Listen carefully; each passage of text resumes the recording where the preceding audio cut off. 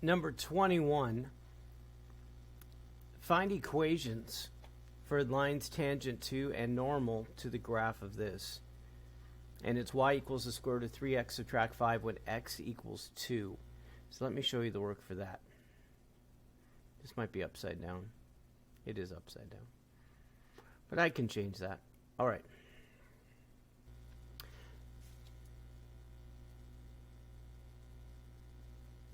So I'm going to write this calculus friendly. That's going to help me with the next step.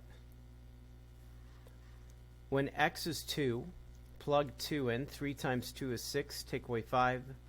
So I need to know the y coordinate, which is 1. Slope, this is the derivative at 2. So in order to find the derivative at 2, I need to take the derivative. So the chain rules, this is the power rule, and it has the derivative of 3x subtract 5 is 3, so it has that hook involved. So there's the derivative. I want to plug in 2.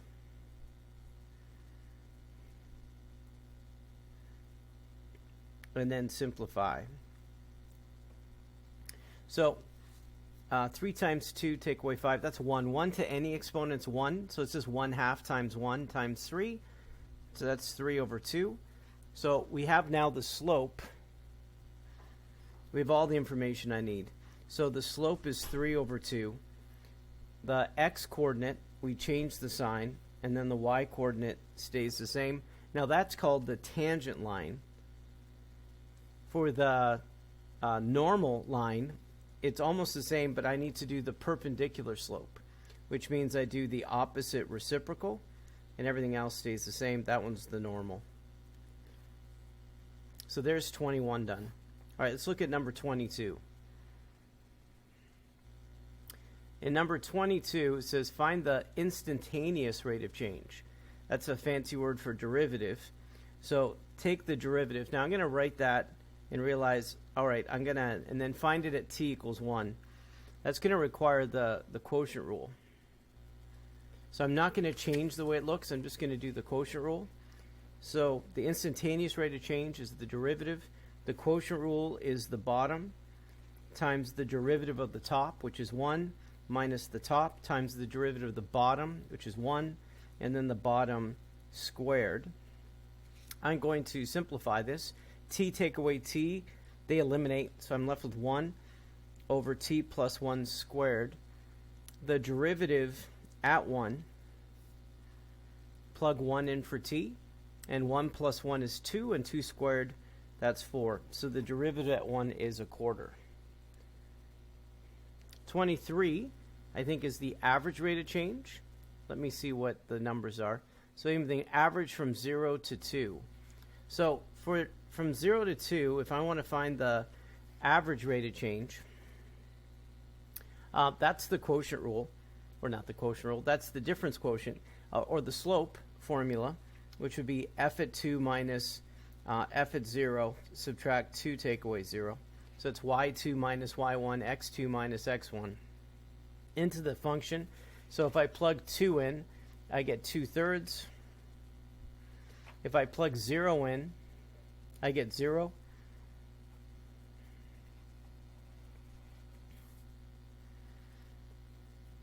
One thing I should have done, well, no, I can just do it this way. All right. And then 2 take away 0 is 2.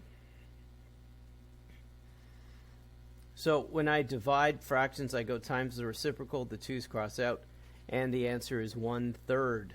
That's the average rate of change compared to the instantaneous rate of change. 24 says, which of the rates of change from problems 22 and 23 represents the secant line? So the secant line is the average rate of change. And which one's the tangent line? Well, that's the instantaneous rate of change. That's 22. So this was number 23. This was number 22. I wish all of them would be that right, that quick and simple. 25.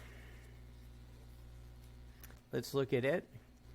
So in number 25, it says find the value of c from 0 to 2 so that the derivative, the average rate of change, that, and so on. So we just did a lot of the work already for this one.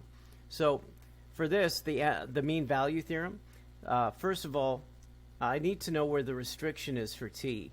So can you see that t can't equal -1 from the denominator? Now -1 is not in my domain restriction. So it goes from 0 to 2. So -1 is a restriction, but it's not in my domain from 0 to 2, so we're good. And it is continuous from 0 to 2. So first I check, is it continuous? Is it differentiable? So -1 is the only bad value, and -1 is not between 0 and 2. Now, I take the instantaneous rate of change, which we found. Where did I find it? Where was it? I just did the work. 1 over t plus 1 squared, make it equal to the average rate of change, which is 1/3. So the instantaneous rate of change equaled the average rate of change. Notice the numerators are the same number, so we could just take the denominators and make them equal to each other. Square root both sides. That's positive and negative. Now, when I subtract 1, only one of these answers are actually between 0 and 2. So -1 subtract root 3 is not in there, but -1 plus root 3 is. So the only answer is -1 plus root 3. The subtract 1 is not in between 0 and 2. So that is the C value that satisfies the mean value theorem.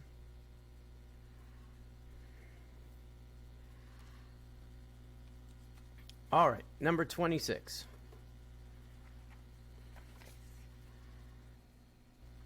In 26 it says differentiate implicitly. We have 2x squared plus y squared is equal to 4y. And then find the horizontal and vertical tangents. So let's do that.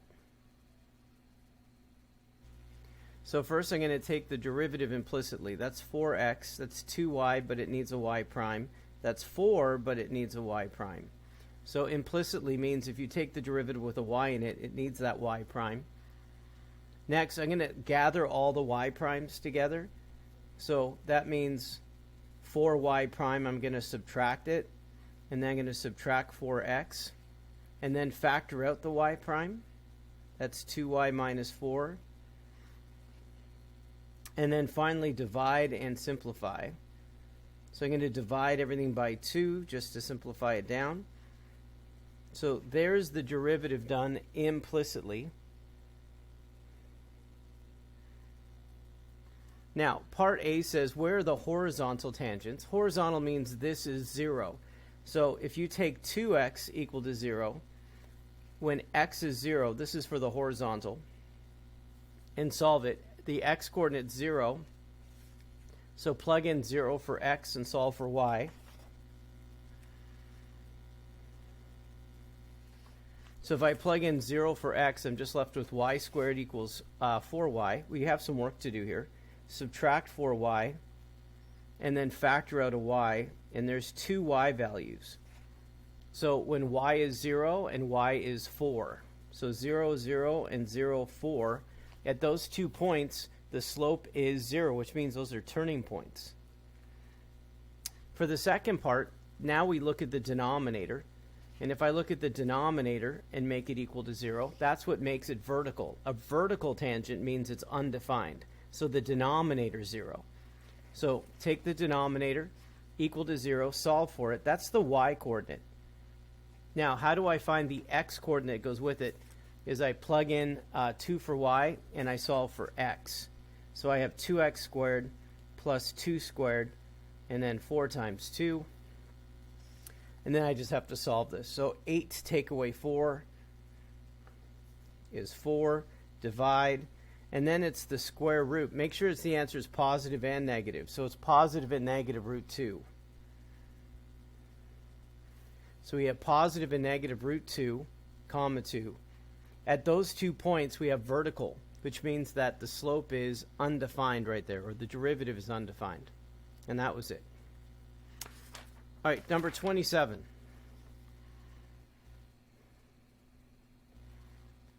We are almost there. Number 27. 2, 7 is a point on the curve f at x equals x cubed subtract 3x plus 5. And it says use the tangent line to approximate 2.1. So if I want to do linearization or a tangent line approximation, first of all, I'm going to use x and y, which is 2 and 7. Then I'm going to take the derivative to find the slope. So step 1 is to find the tangent line, and then use the tangent line instead. Oops. There we go. Take the derivative.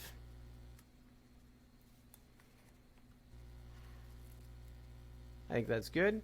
Take the derivative. That's 3x squared subtract 3. And then you're going to find that, you're going to take the derivative at the x value, 2. So plug in 2, and you get 2 squared. That's 12. Take away 3. That's 9. So the tangent line is 9. X subtract 2 plus 7. Make double check. Then we're going to use that to approximate 2.1. So now you use that and plug in 2.1. So when you plug in 2.1, 2.1 take away 2 is 0.1. So this is 0.9 plus 7. Pretty simple. 7.9. So that's the approximation using linearization or using the tangent line to approximate a value. So what are the steps again? So instead of using the function, we take a point, we take the derivative, find the derivative at that point, and use the tangent line and just plug into the tangent line to approximate the answer. 28. So 28 says use the graph of the derivative is shown at the right. Use the graph to make first derivative and second derivative number lines. So I'm just going to do it here and then I'll show it to you. So the first derivative number line, are there any x-intercepts? No. Is there a spot where it's undefined? Yes, at 0. There's an asymptote, so it's undefined. So 0 is the only critical number. To the left and to the right of 0, it's above, so on both sides it is positive. For a second derivative, we're looking for increasing and decreasing. So again, the only number I'm looking at, there are no turning points, so I'm looking at 0 again for the second derivative. To the left, it increases, and then to the right, it decreases. So this is what those... this is what the number lines look like. 0 is the only critical number. It's above and above. For the second derivative, it increases and then decreases. That was part A. But part B says sketch it. It does. There are 2 points to use when you sketch it. So the 2 points given are 1 and -1, and -1 and +1. So I'm going to use those 2 points. And then what does this tell me? So first of all, it tells me, what did I do wrong? So first of all, it tells me the whole thing is increasing. Now remember, at 0 it's undefined. So if it's undefined, I'll draw it. There doesn't have to be, but there could well be an asymptote that makes it undefined. So because we have an asymptote in the derivative, and because we have an asymptote for second derivative, that we have an asymptote at 0. On both sides, it increases. So likely there's a horizontal asymptote to make that happen. So it is concave up, and then it's concave down. Here's an example where there's a horizontal asymptote at 0. We don't know that, but we do know it's concave up, and it increases, and it's concave down. Try again. It increases, concave up. It increases, concave down. And this matches the first and the second derivative. So this sketch matches that, and that's what I was looking for. 29. All right, this is just off the graph, so I'm just going to tell you out loud what the answers are. So what's the limit as x approaches 2 of f at x? So look at the x value 2. Or is it -2? -2. Get my eyesight right. So x is greater than, as x approaches -2. So find -2. When I look at -2, I'll use my little arrow here. Here's -2. I see a hole there. Does that mean the limit doesn't exist? No. To the left and to the right, it approaches the same y values, and the answer is just 2. B, the limit as x approaches 2. Maybe that's what I was looking at. right here. So at 2, if I look at it, oh, there, how's that? Boom, boom, it's like pulsing. So from the left and from the right, the y-coordinate, approaching -2 from both sides. So for a limit, we're looking for the y-coordinate, that as you go from the left and right, it's approaching the same y-coordinate. When you get there, it's okay if it's a hole. The limit is x. Oh, sorry, I totally did part C. So part C was the limit, and then, so what's B? What's the value at -2? So at -2, the actual value is 3. Get on track here. What's the actual value at 2? And the answer is -2. So what's the actual value at 2? It is -2. This is actually a calculus definition of continuity. Does the limit to the right, the limit on the right, left, and the limit on the right equal, and the value of the function, all three equal the same number? It is continuous. How about at 3? So what is it approaching? It's approaching an asymptote. So because it's approaching an asymptote, you can say you can never really approach infinity, so it's okay. You could either say the answer is negative infinity or doesn't exist. Either one is a good answer. What's the value at 3? It doesn't exist. There's an asymptote. What's the limit as it approaches -4 from the left? So the limit as x approaches -4 from the right, and then so from the right. So if I look at -4 from the right, the answer is it approaches 0. If I ask you what's the value of f at -4, again, it does not exist because it's a hole at -4. So here are my answers. Let me expand my camera just a little bit. So we have A was 2, B, the answer was 3, C was -2, and D was -2. That's a definition of continuity. E, it's either approaching negative infinity or it doesn't exist. The actual value of the function doesn't exist. -4 from the right, the y-coordinate 0, and exactly at -4 there's a hole, so it doesn't exist. All right, number 30. Last one, here we go. I'll make room here for it. It says use the alternate form of a limit definition to find the derivative at 2 for that function. So I'll remind you, because what we don't practice, right, we're going to forget. So this is what it looks like. So I want to find the derivative of this at 2 using a limit definition, the alternate. So at 2, I want to know what the limit is as it approaches 2. We have the function x squared plus 1, and then we subtract, and you actually plug f and 2 in. So it's actually f at x subtract f at 2. So plug 2 in, 2 squared plus 1, so you're going to subtract 5. And then the denominator is x subtract 2, using the same one. So again, the formula, if you want to think of it as a formula,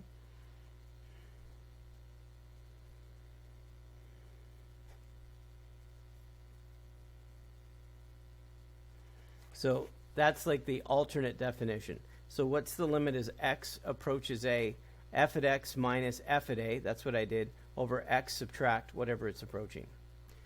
Next, I'm going to simplify this. Keep the limit notation. So it's x squared subtract 4. X squared subtract 4 is a difference of squares. Keep the limit notation. That's x plus 2, x minus 2. And then eliminate the common factor. Now you can plug in and get your answer. So plug in and you get the answer 4. Now, if I did the shortcut way, the derivative of this is 2x. Plug in 2 and the answer is 4. You get it both ways. But we need to not forget what the limit definition of a derivative, that is the foundation of calculus. And even though we have shortcuts, we still need to remember how to use limits. All right, I'm proud of you. You finished your homework, finished your assignment. Mr. G Math, over and out. Until next time.